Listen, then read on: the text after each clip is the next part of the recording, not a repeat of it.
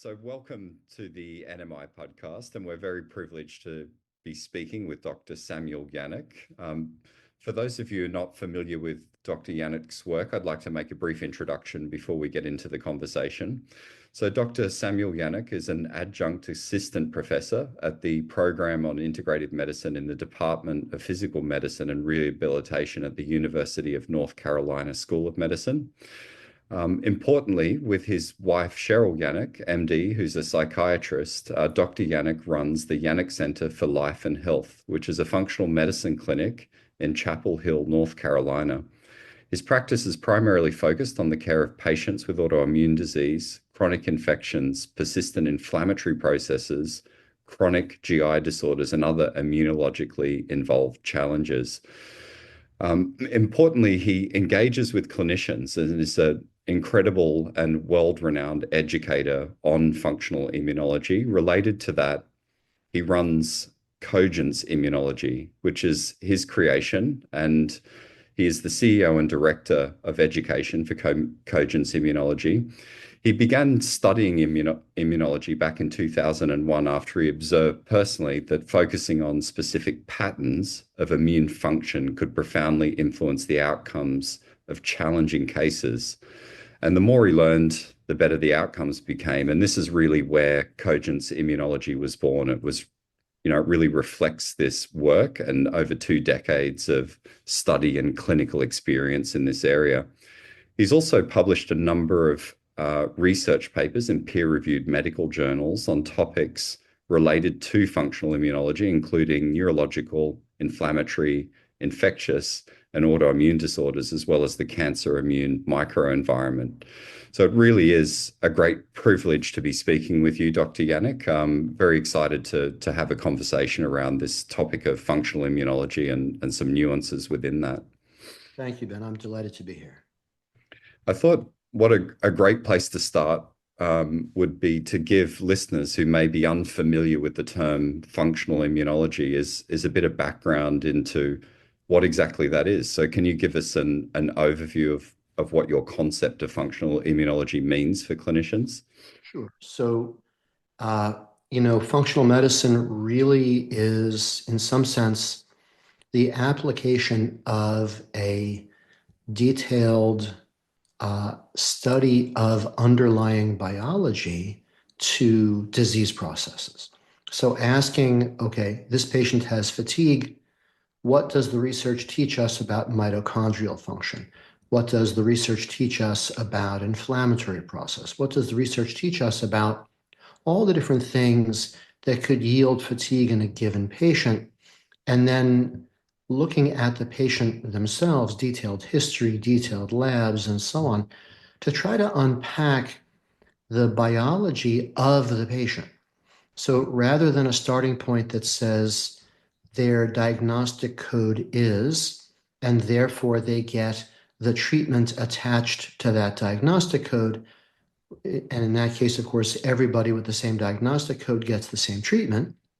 Instead of that, and especially when those things that approach, the diagnostic code first approach, those patients for whom that approach didn't get anywhere, right? They end up as sort of like failures of the conventional approach. And conventional approach is just fine when it works.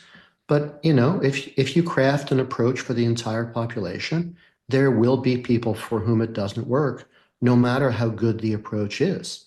And for those people, you have to say, all right, what's going on here? And the detailed way of saying what's going on here is, what's the biology of the patient? What's the known biology of the illness with which they present, or the sort of pattern of illness with which they present? And how do I try to unpack all that and figure out what kinds of targets biologically are worth trying to influence? And then you set about trying to influence those targets, and you see how it goes. Some of the things that you try turn out to be effective. Some of the things that you try turn out not to be effective. Every time you do a cycle of work with the patient, you learn, because you learn both when something is helpful and when something is not helpful. All those things are windows on the biology of the patient. And so cycle by cycle, iteratively, you build a picture of the patient's biology and you start to make progress. So it's not the case that functional medicine has all the answers. It's not really about magic answers. It's really about a systematic process of being curious in a detailed and focused way about the underlying biology of the patient. And because biology is inherently enormously complex, different patients with seemingly the same presentation will have different kinds of patterns of biological underpinnings. And the task is to figure out, okay, 100 patients with fatigue or 100 patients with Crohn's disease, they don't all have the same outcome when you do the identical thing. If you do the standard approach for Crohn's disease, appropriate though it may indeed be, there are going to be a bunch of people who are under responders. Why are they under responders? What's going on there? Do they need something different? Or do they need something that when you address it helps their conventional treatment work after all when they weren't responding to it before? So all of those questions are in play in a functional medicine setting.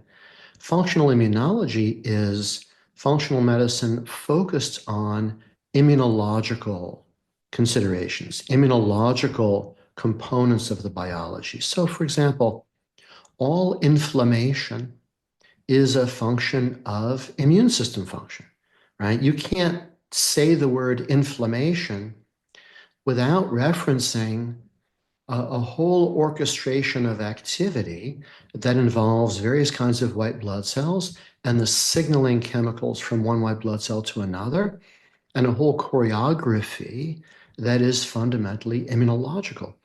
So when I teach clinicians about immunology, one of the first things I say to a room full of clinicians, I'll say, what's inflammation? And the point, the sort of punchline of the lesson is there's no way to talk about inflammation without talking about, okay, first this kind of white blood cell does this, then this other one does that. And when you get a failure of resolution of inflammation, when inflammation just persists after it should have quieted down, that's because a very specific part of that choreography hasn't happened. So inflammation is fundamentally immunological. Autoimmune diseases, of course, fundamentally immunological. Even things that you wouldn't think are immunological. For example, things like Parkinson's disease or Alzheimer's disease or other neurological conditions, a major component of them is a failure of brain cells to clean themselves up using a process called autophagy, which is a self-repair process where you get rid of broken organelles inside the brain cell, inside the neuron, right? So a cell is like a factory, and a brain cell, of course, is a cell. So, if you owned a factory and one of the machines in your factory broke, would you close the factory? No, you just get rid of that machine and make a new one or get a new one. So when a little machine inside the cell, and all the little machines inside cells are called organelles, when one of those little machines inside a brain cell fails, it's essential that the brain cell be able to break down enzymatically, get rid of that little machine and replace it with a new one. And we're all doing that all the time. But that process of autophagy depends on signals that are fundamentally immunological. And if you have too much of certain signals, it bogs down. And then also, for example, clearance of amyloid beta, right, so that you don't get Alzheimer's, also depends on autophagy. Reduction of brain inflammation depends on autophagy. If your body has too much histamine in it, and it's enough to stimulate brain histamine elevation, that will lead to processes that increase inflammation in the brain. Well, when you have inflammation in your prefrontal cortex, you can't sustain activity of your prefrontal cortex, the thinking cat part of your brain.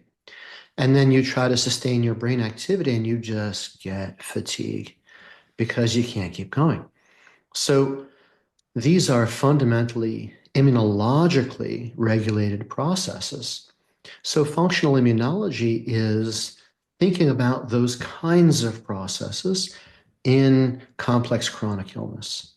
Yeah. I mean, that is really beautifully articulated. I think what you've communicated there is a very logical systems biology, personalized approach to understanding, health and physiology. And I think what's easy to underestimate is how well you articulate that and how logical it may seem, but is still in quite a contrast to the way patients are managed at large in medicine. So I think uh, related to that, I think to give listeners perspective is, are you seeing more adoption of this kind of thinking in medicine Mm. versus the older, like you say, the diagnostic equals this treatment type approach?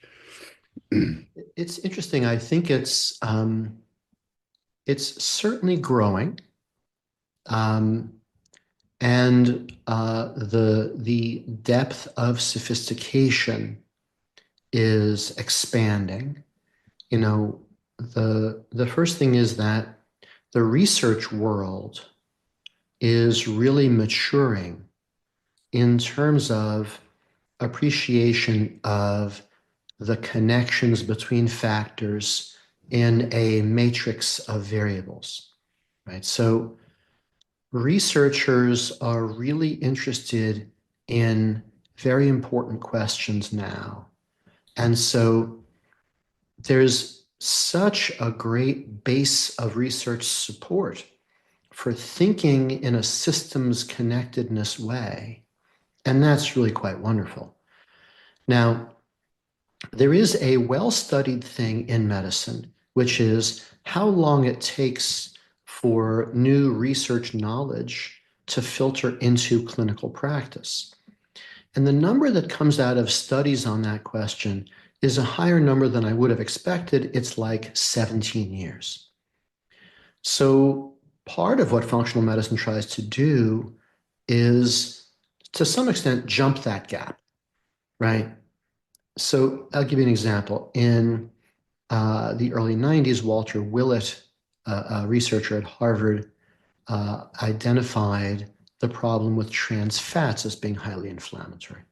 Now, I always talk about this example because it's a good example of this issue. And he published a paper in, I believe, Journal of the American Medical Association. People who eat trans fats have 53% more heart disease. Then this is 80,000 nurses studied for 8 years, big study. 53% more heart disease if you eat trans fats, if you eat margarine, than if you eat butter. So he just measured nurses that ate margarine, nurses that ate butter. 53% is a giant effect, right? And what should have happened is all the cardiologists and primary care docs and everybody should have said to every patient, no more margarine, no more trans fat. What happened instead was nothing until 2008, at least in this country, when there was a lot of pressure to have labeling, right? So that's that's 93 to 08, and it's 15 years. So there is first and foremost this gap between what the research shows and what gets into clinical practice and how long it takes. Part of what's going on in functional medicine is an attempt to look at what we know in the research world and apply it clinically. So that's part of it. So what I would say is, first of all, in terms of your question about more people in functional medicine, yes, more people are doing functional medicine. And they have better support from the research than ever. And at the same time, it seems like when a clinician gets into functional medicine, at least what I observe myself, and that's just my own observation, it doesn't make it generalizable, right? But what I observe is the people who start to study functional medicine, it's almost like if you ever started like a 1,000-piece jigsaw puzzle and you find yourself just really going back to it all the time and sort of like, oh, let me just a few more pieces into this puzzle. It seems that way. Like when you start trying to assemble this puzzle, it really draws your attention because it's more effective, it's more satisfying. You draw harder cases, people who haven't had their situations figured out. It's very satisfying to work on a puzzle with a patient. There's a much more collaborative feeling, and it's really satisfying to make progress in a situation like that. It's much more satisfying than you run into the room, you've got 7 minutes, they say sinuses, and you say, so you name a sinus medication, or they say cough and you name a cough medicine, or they say headache and you name an analgesic. And then that's the 7 minutes and you run out. So I think that the relationship between the clinician and the patient is more satisfying for the clinician and for the patient. It's more collaborative because you are attending to what the patient is telling you about their observations, right? Because oftentimes the patient is in possession of observations that matter and that help you understand the pattern of the underlying biology, even if the patient doesn't necessarily understand what that information is. They don't need to be able to interpret it. If the patient says, I can't stand perfumes, they give me a headache, the patient doesn't need to understand, aldehyde dehydrogenase, right? The enzyme that breaks down aldehydes. Most perfumes have acetaldehyde as a base. Turns out aldehyde dehydrogenase is necessary to get rid of aldehydes, but also aldehyde dehydrogenase is required for the clearance of histamine. So a lot of histaminic patients, a lot of patients with mast cell disorders and allergies and all kinds of stuff like that, or GI problems where their mast cells are making a lot of histamine, or they have sinus issues or whatever it is, asthma and so on. There's a group of those people, a subset of those people, who have terrible times with perfumes or with other sources of aldehydes, like new building materials or new carpets or molds off gas aldehydes and so on. And they just can't tolerate them. And so the point of intersection there is aldehyde dehydrogenase. They don't have enough aldehyde dehydrogenase capacity to get rid of all the histamine, all the aldehyde, and so on. So any uptick of aldehyde exposure is awful for them. Well, aldehyde dehydrogenase depends on B2, B3, iron, and molybdenum. Well, if you're lucky, your doctor is measuring your iron level, once or twice a year just to make sure it's okay, make sure you're not anemic and so on. But often there's no curiosity about B2 or B3. And certainly there's rarely a curiosity about molybdenum, which is a trace mineral. And so it can be quite instrumental to replete whichever of those is missing. Can be quite important. And, then you get into other intersections. So, for example, there was a wonderful paper a year or two ago in New England Journal of Medicine talking about niacinamide deficiency and basal cell and squamous cell cancer risk. And so, a person who has a history of basal cell or squamous cell, they go to their dermatologist and they get them removed once a year. They get one or two removed or whatever it is. There are folks who tilt in that direction who really should be on B3. So in a functional medicine setting, you begin to try to understand what these points of intersection are that give you not evidence that you should declare yourself certain in some kind of overdetermined way, but evidence that you should try to unpack and understand whether something applies in a given patient. Certainly, it's fine to do a trial of, a reasonable dose of molybdenum and see if in the course of a month or two, you get a change in the clinical picture. Those kinds of sort of cyclical, iterative clinical cycles are very straightforward to do and often gain you quite a bit of perspective on the case. Yeah, I mean, that's such a great illustrative example of the potential value of this for clinicians. It's really in a personalized way unpacking biology to try and look for action points that would be relevant clinically. And then essentially what you're talking about is conducting like an N of one type clinical trial to see if there's a therapeutic response based on your reasoning, Yeah. which is, beautifully put. That was such a great example.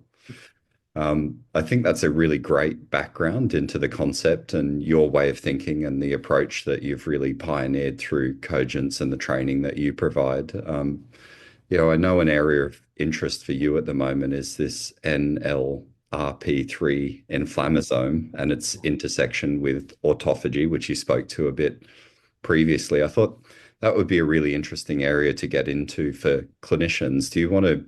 I think probably a good place to start is just understanding some of those terms before we, get into the details. So can you tell us what this inflammasome is, why it's functioning, and give us a rewind on autophagy and what that is? Sure, sure. Let me give you a brief description and then I can show you a PowerPoint slide or two. Probably, picture is worth some number of words at least. Um, in maybe the mid 20 teens or earlier than that in the research world, as usual, but in the clinical world shortly thereafter, we began to have some appreciation that our knowledge of inflammation was not as well worked out as we thought it was, right?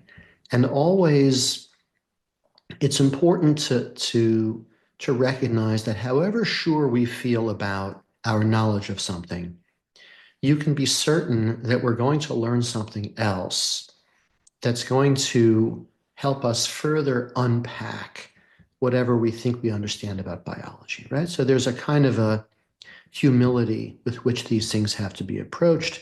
And when someone says, "Oh, I'm certain of such and such," are you really though? Right? So the understanding of inflammasome biology was kind of a wonderful example of this. And so it turns out that inside cells like macrophages, there are proteins that, when certain triggers occur, these proteins will assemble into these ring structures that will then pour out signaling chemicals that trigger the production of inflammatory signaling chemicals called cytokines that come pouring out of these cells. Now, this is an instigator of immune system activation, and probably in an evolutionary biology sense, this was a way to respond when tissue was being damaged by an infection, but the typical ways that the infection was being recognized by the immune system hadn't been triggered. So it's like if there's a fire in your house, but none of the smoke alarms is going off, there has to be some secondary system. And so this is a system where cells resident in the tissue can say, "Hey, cells near me are being destroyed. I have to call the immune system to come in here because I bet you this is an infection." So there is nothing inherently wrong or bad about this mechanism, just as with almost everything in biology and certainly in immunology, none of the players is sinister. It's more that what you want is you want your porridge to be nice and warm, but boiling hot porridge is a problem, and frozen block of porridge is a problem. So the immune system is kind of a very, very large set of interconnected bowls of porridge. And when something starts to boil, no good, you get disease processes, or starts to freeze, you get disease processes, because the whole thing becomes dysregulated when these things get out of whack. So the triggering of this mechanism, which is called an inflammasome, leads to inflammation that can get out of hand. So that's on the one side is this pro-inflammatory process. On the other side, you have this thing that I mentioned before, which is autophagy, which is this cellular cleanup mechanism. Now, when you have inflammasome assembly, you get inside your cell, macrophage, let's say. A macrophage is a white blood cell that goes around gobbling up pathogens and gobbling up cellular debris and so on. It's a normal housekeeping cell. But also it can call the cavalry to come in, and then you get T cells and B cells, your adaptive immune response, and so on. So macrophages are crucial.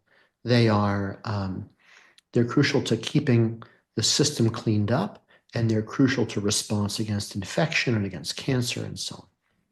So inside your macrophage, you have autophagy going on, and you have inflammasome assembly going on, or at least the potential for both. When you have a lot of inflammasome assembly, it can inhibit autophagy, so you don't get cleanup. And now your inflammation is progressing. When you have enough autophagy going on, you will get rid of these inflammasomes and get rid of the components of the inflammasomes, and it keeps everything quiet. And so they inhibit each other in very important ways. Now, having said that, let me show you a diagram.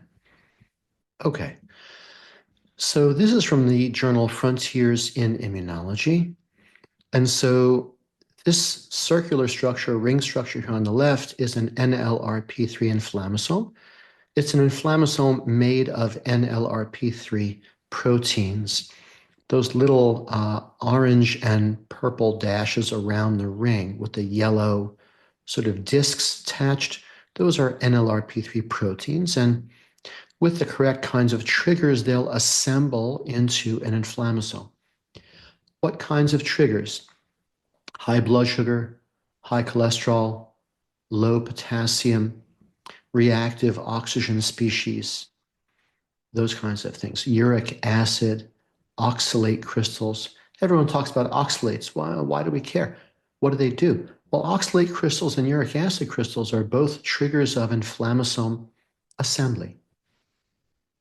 Now, so here's an inflammasome, and this is an autophagosome, the lipid sphere that gets generated and wrapped around things that you're trying to get rid of out of the cell, things that are creating problems in the cell. So, for example, mitochondria fail pretty routinely inside cells. And so here's a mitochondrion, and as it fails, it starts to pour out a lot of reactive oxygen species. Those are inflammasome assembly triggers. And as the mitochondrion fails, you get oxidized mitochondrial DNA fragments also pouring out of the broken mitochondrion, also an inflammasome assembly trigger. So metabolic dysregulation, very inflammatory. Everyone talks about problems of metabolic dysregulation being so inflammatory. Okay, but how? What actually is going on there? How does that work? Inflammasome assembly is a big trigger there. By the way, inflammasome assembly, big driver of pancreatic beta cell death, big driver of adiposity, big driver of atherosclerotic disease, all kinds of kidney diseases, all kinds of liver diseases, and so on. Why? Because inflammatory activation. Okay. So you get this inflammasome assembly. You see the green parts in the middle, those are pro-caspase 1. And with inflammasome assembly, you get the release of active caspase 1. It inhibits autophagy. So in the inflamed patient, you can't do autophagy as effectively. And this is a big reason that people with body inflammation, for whom it triggers brain inflammation, they get Alzheimer's disease and Parkinson's disease and so on much more readily because they can't do the cleanup of their brain cells because they can't get autophagy to work. Now, The other thing that happens is caspase-1 triggers pro-IL-1 beta to become active IL-1 beta. IL-1 beta is an enormously inflammatory cytokine that signals tissue inflammation, signals influx of neutrophils and so on into tissue. So that comes pouring out of the cell. Now, on the other hand, what you would like when your mitochondria are breaking down is you would like them to get tagged so that you know you should get rid of them through autophagy. And you can see here formation of the autophagosome, the lipid sphere around the broken mitochondrion. So what's going to happen is that lipid sphere that contains your broken mitochondrion is going to get merged with another lipid sphere that has enzymes in it.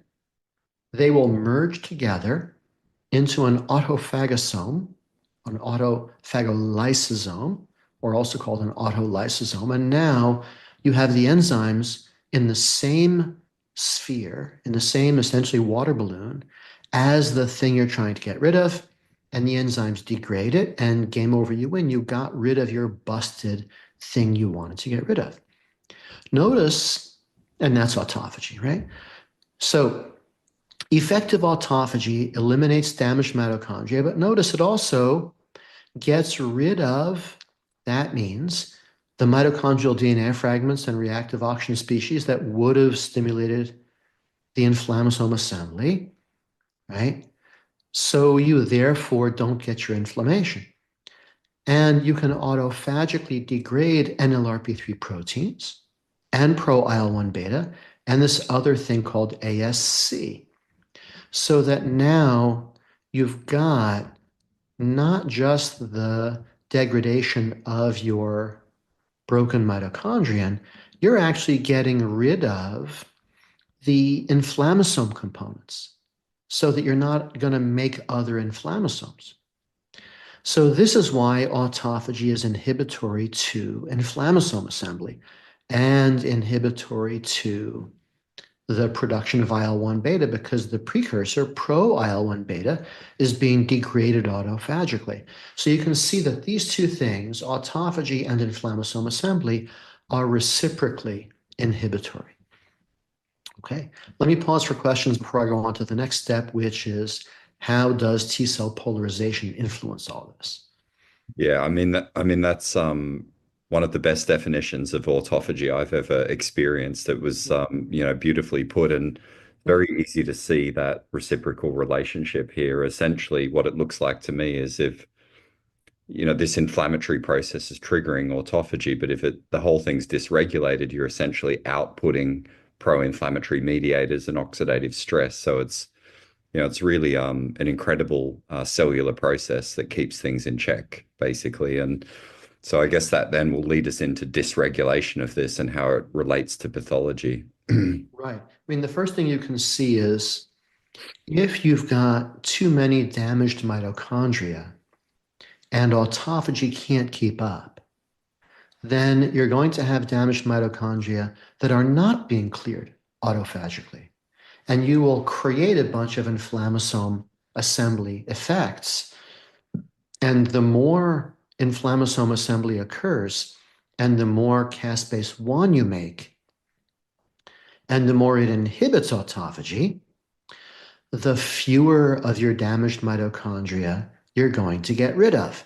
Now you'll have even more inflammasome assembly, and pretty soon you're tipped way over into inflammasome-mediated inflammatory activation, a whole population of damaged mitochondria. So you're not getting rid of the damaged ones, not making room for new ones.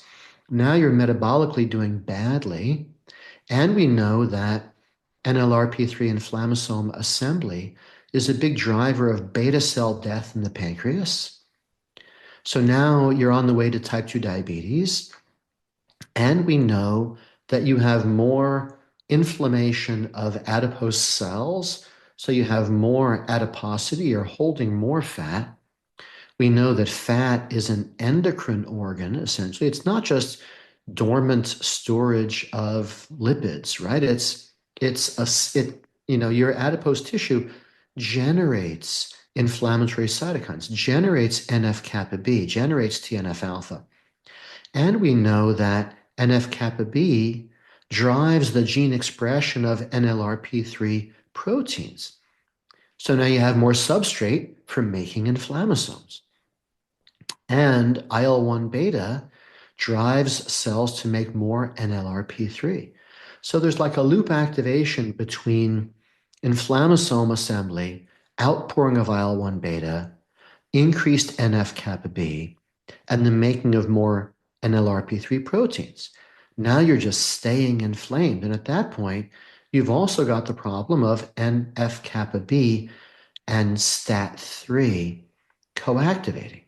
Now STAT3 is pushing naive T cells to become Th17 cells, which we know drive autoimmune flare activation and autoimmune tissue destruction. So this sort of generic inflammatory activation has big consequences for fueling autoimmune flare activation. Now, if you consume too many calories so that you are damaging your mitochondria by overfueling them, you can drive this process, right? So one of the things to consider then is in people who are having an autoimmune flare, how could you turn the tide in a way that favors autophagy? Well, you could do, for example, a 5-day fasting mimicking diet where you substantially restrain caloric intake, which has been shown to be a big promoter of autophagy, right? So a patient says, gosh, I'm in the middle of this terrible MS flare. What could I do that could be kind of a decisive push, right? And this is especially useful in patients who have, for example, difficulty taking supplements, right? Because this isn't about, pouring on lots of supplements. This is about the subtraction of something, not the addition of something. So there's an elegance to it that way. Now, the thing is, autophagy depends on a couple of things and is inhibited by some things. So maybe I should show you that, because sometimes you'd have a patient do a fasting mimicking diet and they say, gee, that didn't help at all. And then you need to know, okay, what may be going on there that got that to not do much of anything. What's blocking the fasting mimicking diet from being a useful instigator of autophagy? So with that, let me show you a couple of papers about that. So this is Immunology and Cell Biology. And here you have that sort of upside down U is a forming autophagosome. And you can see that it's forming around an inflammasome. Okay, that ring structure there is how these authors at least are depicting an inflammasome. And if you dig into the research on inflammasomes, they are structurally depicted in a variety of ways. But the bottom line is you see here the initiation phase of the formation of an autophagosome. And you can see they list things that autophagosomes form around.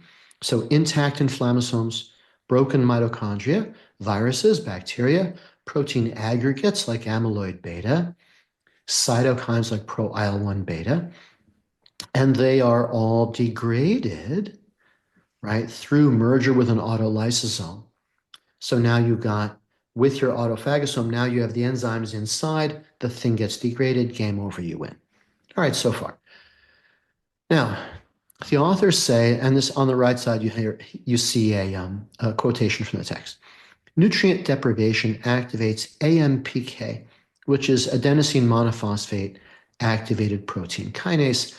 AMPK turns AMP into ATP, the energy molecule, right? So you have a pile of batteries that are all charged up, that's ATP.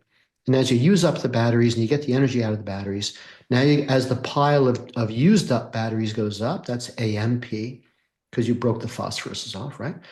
AMPK turns on and recharges you, so you have more ATP.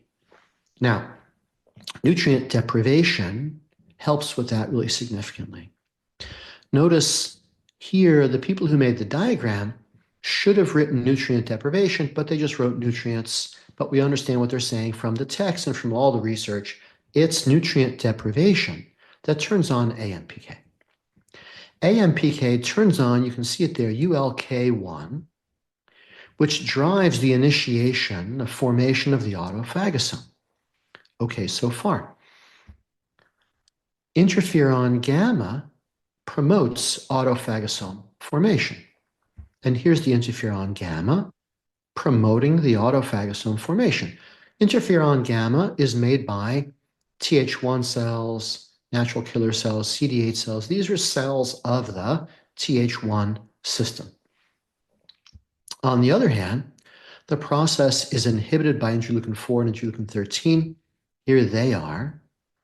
And they drive STAT6. You can see STAT6 blocking the interferon gamma's ability to initiate the autophagosome formation. And IL-4 and 13 turn on mTOR, which we're not giant fans of necessarily. We're certainly not giant fans of boiling hot mTOR. Normal amounts of mTOR, fine. Not boiling hot amounts, which is more common. mTOR blocks ULK. Interleukin 4 and 13 are made when a person is Th2 dominant. That's very, very common. Why is it common? What drives Th2 dominance? High stress, poor sleep, dysregulation of hollow spaces like intestines, lungs, sinuses, vaginal tract, bladder. Because when the epithelial linings of those hollow spaces get inflamed, they make Th2 cytokines. Other things that drive Th2 dominance: exposure to pesticides, exposure to air pollutants, exposure to plastic residues. Well, we're all bathed in those things all the time. You can't do a biopsy of a human without finding things like BPA and stuff like that. So when you expose an entire population to too much pollution, low quality food, GI dysregulation, high stress, blue screens, poor sleep, all those things, there's a tendency to tilt toward Th2 dominance. So it's a concern because, well, for a variety of reasons, but one of those is inhibition of autophagy. Now, another paper, this is Journal of Clinical Investigation, very, very well-regarded paper, saying essentially the exact same thing. Th1 cytokines like interferon gamma promote autophagy. Th2 cytokines like IL-4 and 13 inhibit autophagy. And these authors point out the autophagy suppressive effects win out over the autophagy activating effects. Okay? IL-6 also suppresses autophagy. And of course, IL-6 is a big player in Th17 dominance. Okay, so that's a little primer on the reciprocal inhibition between autophagy and inflammasome assembly. Now, one of the things to consider that's very important there is that there is a prospect of a multi-hormone resistance driven by oxidative stress. And there's interesting research on this.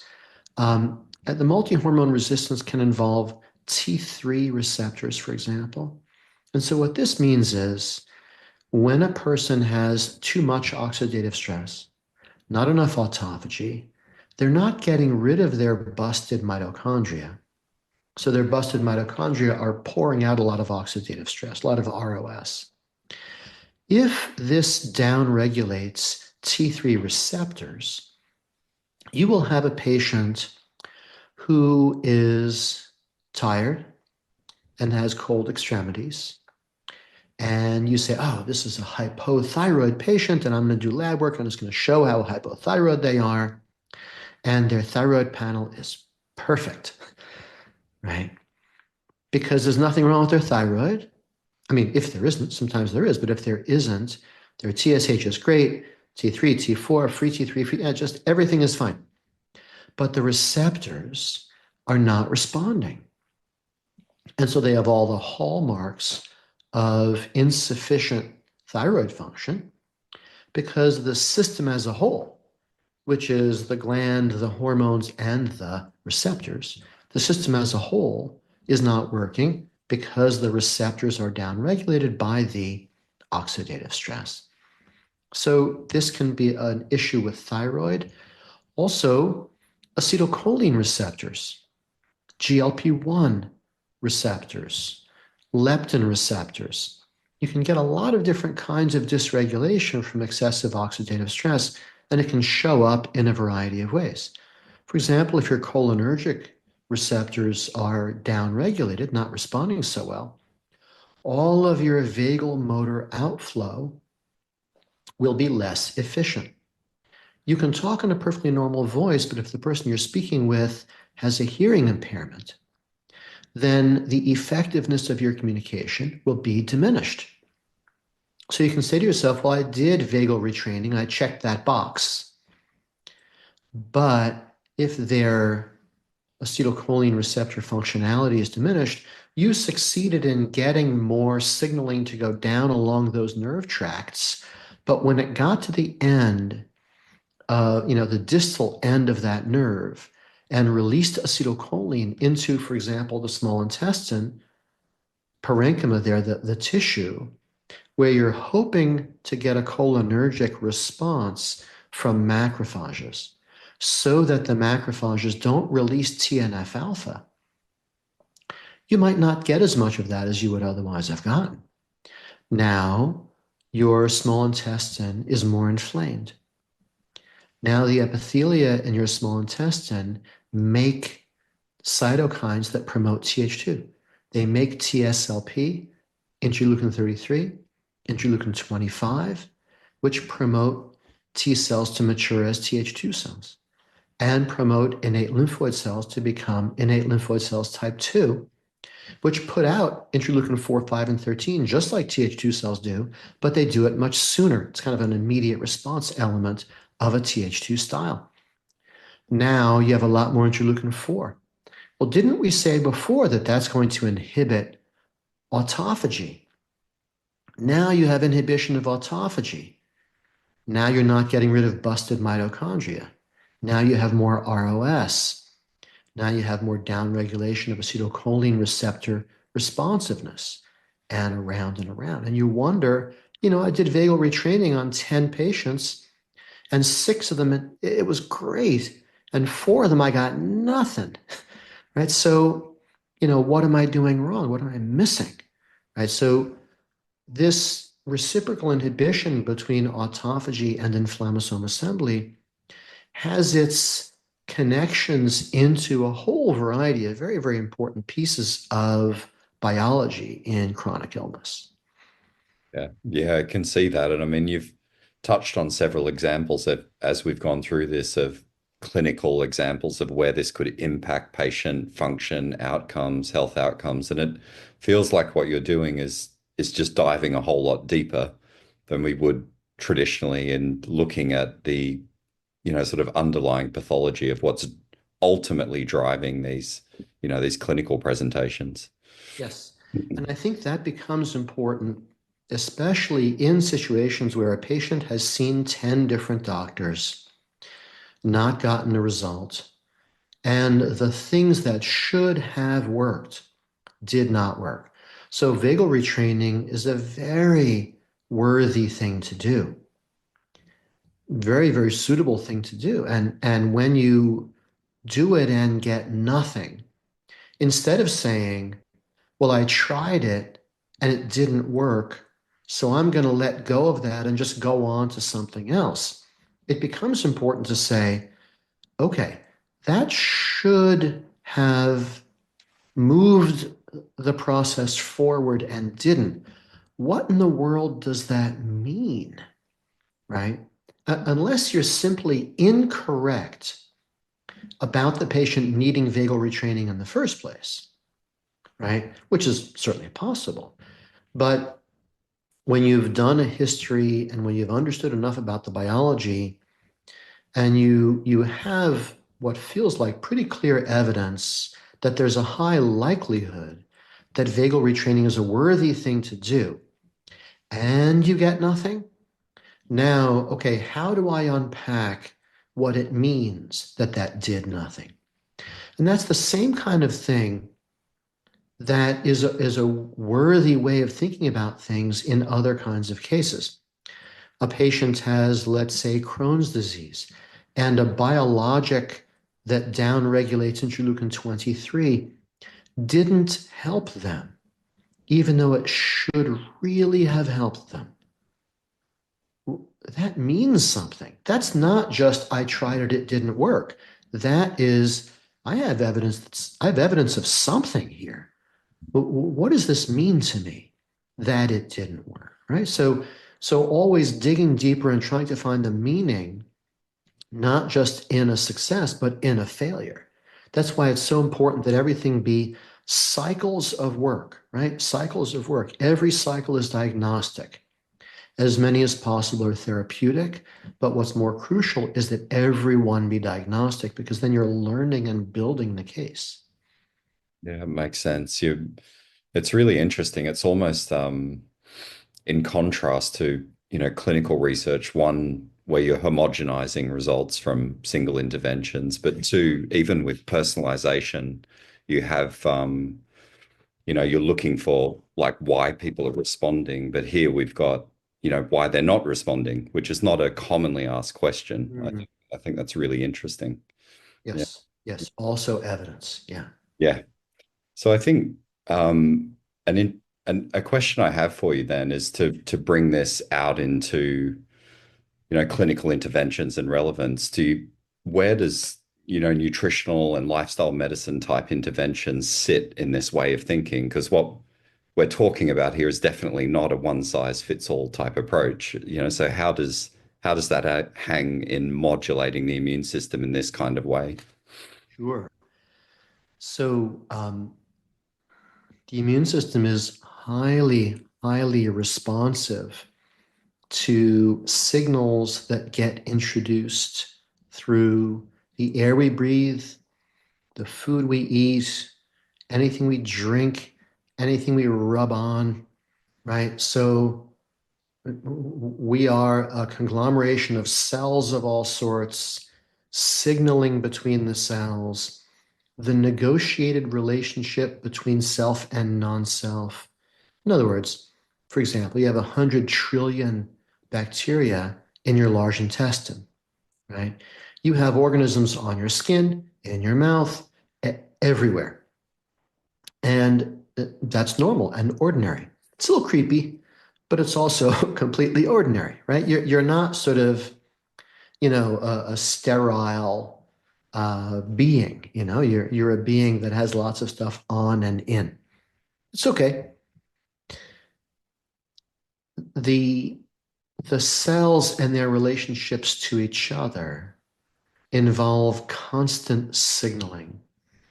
So, for example, a wonderful paper came out in the journal Nature May 4th, talking about newly discovered chemical signaling pathways where white blood cells at the site of infection send signals into circulation that are sensed by different components of the central vagal area, like the central vagal nuclei. And different central vagal cells function as sensors of different kinds of signals and change vagus nerve motor outflow. So, and then the vagus nerve, like I was talking about before, changes extent of inflammatory activation, for example, in the intestine, in the spleen, in the liver, and so on. All of this is biochemical signaling. When you change the chemicals you ingest, when you change the food, when when you change what you breathe in, when you breathe in pollen in the spring, completely changes the equation for some people, right? When you change your food, can completely change the equation for some people. If you handle a plant, if you handle poison ivy, that's a complete change, right? So anything you breathe in, rub on, or swallow can completely change the equation. Now, going back to something I said before, we have an enormous amount of information from the medical research about the impact of food the impact of natural medicinal substances, herbs, vitamins, minerals, all those kinds of things. Highly, highly targeted information. So, for example, a person who is asthmatic, the classical Th2 dominant asthmatic patient, that's a patient for whom there's very likely to be an abundance of interleukin 4 in their system, especially in their lungs. Well, you would like to downregulate interleukin 4. And we know from the research that that's done with an herb called perilla. We also know that you can downregulate the gene target of interleukin 4, something called GATA3. And that's done with, for example, astragalus.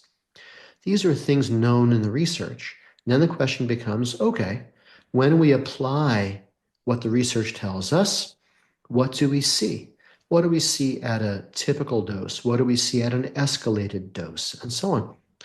And so you can carefully craft experiments based on what the research teaches us about how these underlying biological mechanisms work and unfold the case based on the knowledge of how the biology works, combined with what we know from the patient's history, what we know from extensive laboratory testing, and what we know from their responses.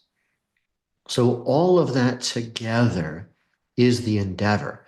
But fundamentally, all of these biological processes are regulated through biochemical signaling that we can influence. Yeah, it's really wonderfully put. I mean, the way you articulate it makes it sound like our diet and our environment and our microbial environment are extensions of our immune system, and we can modulate them. Well, they all connect. That's right. And it's not that surprising evolutionarily, right? Because, I mean, eating in some sense is, it's kind of an interesting thing to do, right? You're taking something that's not you and you're ingesting it. And I mean, if you think about humans wandering the African savannah, they didn't, wash their food, right? Or as far as we know. So, and even if they did, they didn't have like, soap, right? So even if you rinsed some, tuber, some root vegetable that you pulled up out of the ground, if you rinsed it in a stream and then ate it, still enormous number of microbes. How do you deal with that, right? So the current, human 2.0 kind of a thing, like our current evolutionary status, is a reflection of eons of adaptation so that we could get what we need to rebuild ourselves while protecting ourselves from infection, right? Restoring ourselves through nutrition. And, because we evolved in the same environment as the plants and the animals, all of that biology is consistent across all of those platforms. So we can eat the animals and we can eat the plants, right? So that's all great, but it's all a negotiated set of balances, right? And so when things get out of skew, it's a matter of figuring out how did that happen and how do we nudge it back in the right direction, And fortunately, most of the time, the process is fairly forgiving, meaning if you do enough of the right things, you don't have to know everything because, of course, we don't. But if you do enough of the right things to nudge enough fundamental processes in the right direction, oftentimes you can get enough of these processes that we understand well enough. You can get enough of them across thresholds back to a better level of function. And then the mechanisms begin to take care of themselves and the patient gets restoration. Yeah, I mean that's so wonderfully put again. You certainly have a great way with words and analogy. It's excellent overview, and I think that is a fine place for us to end. We could talk all day and get into the weeds and the details. It was a very top level ending, but I think it really painted that picture of the intersection between nutrition, environment, and and the immune system and function ultimately influencing health outcomes. And I want to take a little bit of time to encourage listeners again to engage with Cogent's Immunology. If you want to go deeper, that is the place to do it. It's an incredible platform and resource for clinicians out there. And I'd also like to take a little bit of time to thank you, Dr. Yanuck, for taking the time out to speak to us. It's been enlightening and an incredible journey through some really wonderful concepts that were really well articulated, and will leave people with some really rich food for thought. So, thank you again for your time. Thank you, Ben. It's really a pleasure. If folks want to look into Cogents, they should know that it's a sponsored course, which means that they don't have to pay anything for it. So you can just go to Cogent's Immunology, COGENCE, immunology.com, and you'll see on the main visitor page there how to get into the course for free. And yeah, just, you don't have to take the entire course. Most people do is they just go through the introductory module, which gives you a good grounding, and then you can use the rest of the course as a learning library. So if you're interested in autoimmune disease, there are videos about that. It's all self-paced. If you're interested in microbiome, there are videos about that. If you want to know about brain, videos about that, and so on. So it's really a learning library with an introductory sort of piece at the beginning. So Great. No, well put. That's a great overview, and hopefully people engage with that. It's like I said, a fantastic resource. So thank you again for your time. Really, really appreciate it. it's a pleasure. Thank you, Ben.